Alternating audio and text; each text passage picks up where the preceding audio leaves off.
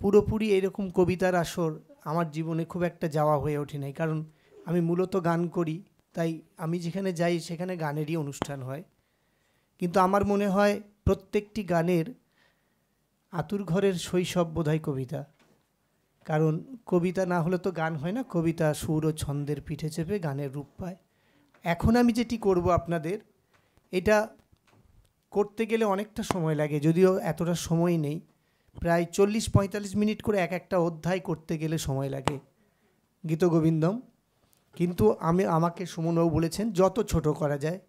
তাই এই খুব ছোট্ট বৃহৎ একটা জিনিসকে খুব ছোট্ট করতে গেলে যেটা করতে হবে সেটা হচ্ছে আপনাদেরকে আমার সাথে থাকতে হবে। আমরা সবাই একবার মনে করে নিই, আমরা এখানে অবনীন্দ্র সভাঘরে নেই, এটা এই সময় নয়, আমরা আছি এখন যমুনার তটে। একটু মনে করুন, আমরা তো সব মনে করতে পারি, মনই তো আমাদের সব। আমরা যমুনার তটে আছি, আর সেখানে কি হয়েছে, নন্দরাজার হাত ধরে ছোট্ট শ্রীকৃষ্ণ ঘুরে বেড়াচ্ছেন।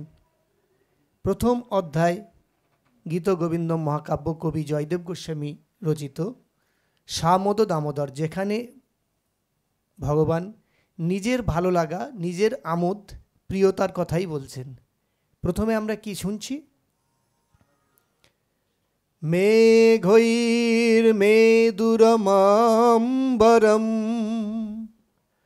বনভূব শ্যামস্তমালদ্রুমৈ নক্তং ভিরূরয়ং তমেব তদিমং রাধে গৃহং প্রাপয়ো। মেঘৈর মেদুরমাম্বরম, আকাশে ঘন কালো মেঘ এসছে। মেঘৈর মেদুরমাম্বরম বনভূব শ্যামস্তমালদ্রুমৈ। বনভূমির মধ্যে কোন গাছ সব থেকে বেশি দেখছি এখানে? তমাল গাছ। একে তো অন্ধকার করে মেঘ এসেছে, তার সঙ্গে তমাল বৃক্ষের বনভূমি গোটা যমুনা তটকে, যমুনা পুলিনকে যেন আরও অনেক বেশি অন্ধকারাচ্ছন্ন করে তুলেছে। নক্তং ভীরুরয়ং তমেব তদিমং রাধে গৃহং প্রাপয়। এইরকম সময়ে, এইরকম অবস্থায় কৃষ্ণ তো ছোট, তাই সে ভীত হয়ে পড়েছে, ভীত হয়ে পড়বে। তাই রাধারানীকে বলছে, ছোট্ট রাধারানীকে বলছে, তুমি কৃষ্ণকে নিয়ে গৃহে ফিরে যাও। কে বলছেন? ইত্থং নন্দনিদেশতশ্চলিতয় প্রতধকুঞ্জদ্রুমং রাধা মাধবয়র জয়ন্তী যমুনা কুলে রহো কেলয়ো। তাহলে কে নির্দেশ দিলেন? নন্দরাজা নিজেই নির্দেশ দিচ্ছেন। কাকে? বলছেন রাধে, কৃষ্ণ ছোট, ও ভয় পেতে পারে, এখনই বৃষ্টি নামতে পারে, মেঘ গর্জন হবে, তুমি ওকে নিয়ে ফিরে যাও গৃহে। সেই ছোট্ট রাধারানী শ্রীকৃষ্ণের হাত ধরে যখন নিয়ে যাচ্ছেন যমুনা পুলিন দিয়ে, তখন যমুনার তটের এত সুন্দর শোভা, আর বিশ্বকর্ষণকারী শ্রীকৃষ্ণ এবং বিশ্বের পরমা প্রকৃতি, এই রাধারানী, এই বিশ্বকর্ষণকারী শ্রীকৃষ্ণ এবং পরম পুরুষ ও প্রকৃতি মিললে কি হয়? তারা লীলা খেলায় মত্ত হবে।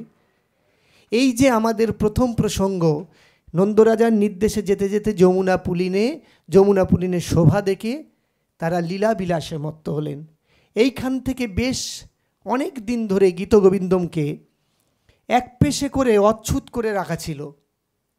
বলা হয়েছিল গীতগোবিন্দম প্রাপ্তবয়স্ক ছাড়া পড়া যায় না, গীতগোবিন্দম প্রাপ্তবয়স্ক না হলে শোনা যায় না। কেন না? এর মধ্যে রতিশাস্ত্র ঢুকে আছে। কিন্তু যেখানে বিশ্বকর্ষণ, বিশ্ব পরমা প্রকৃতি, এই পরমা প্রকৃতি কর্ষণ না হলে কি করে আমরা বেঁচে থাকব?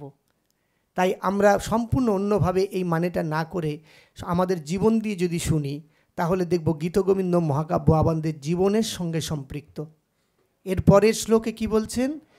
বাগ দেবতা চরিত চিত্রিত চিত্ত সাদমা পদ্মাবতী চরণ চারণ চক্রবর্তী শ্রী বাসুদেব রতি কেলি কথা সমেত মেতং করতি কবি জয় দেব প্রবন্ধম।